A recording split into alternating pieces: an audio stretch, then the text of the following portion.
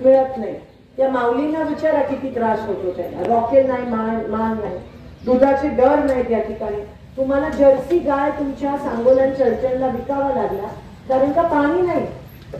कसं चालणार मग घर? जो शेतकरी आपला अन्नदाता आहे त्याच्या तुम्ही पोटावर पाय देता।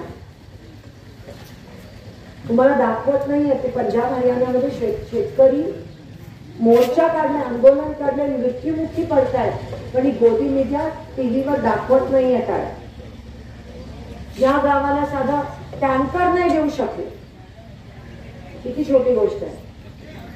कारण का पूर्ण सोलापूर सगळे भाजपचे आणि भाजपचे लोक तुमच्या बाजूने बोलत नाहीत कारण का तिकडे हुकुमशाही आहे, ते मोदींना घाबरतात म्हणून एकदा पण संसदेत बोलले नाहीये किंवा विधानसभेत बोलले नाहीये। मग काँग्रेस शिवाय काय पर्याय? आणि म्हणून मी ही निवडणूक लढते आणि तुमच्यासाठी लढते। ही लढाई माझ्या एकटीची नाही आहे, ही लढाई आपल्या सगळ्यांची आहे। जर आम्ही नाही बोलत दिवशी लोकशाहीचा अंताची सुरुवात होते आणि आज कुठेतरी शेतकऱ्यांचा अंतच बघतायत का काय हे भाजपवाले, असा प्रश्न माझ्या मनात निर्माण होतो।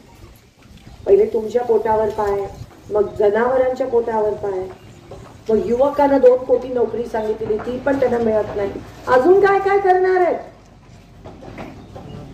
आणि म्हणजे मला कळत नाही सर, कोणत्या तोंडाने ते मत मागायला येतात तुमच्या समोर? बघा सोयाबीन इथे कोण,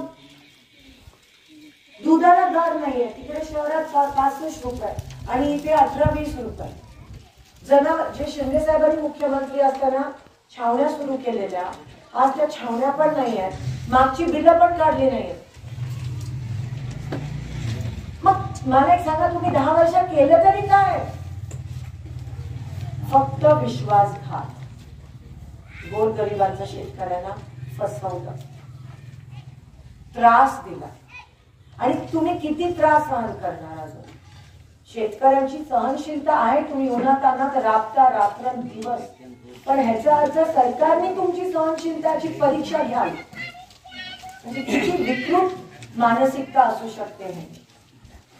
आणि मी एवढं सांगते दादा की मी काम करते, मी राजकारणात सत्तेसाठी आली नाही, मी राजकारणात टक्केवारीसाठी आली नाही, मी राजकारणात काम करण्यासाठी आली।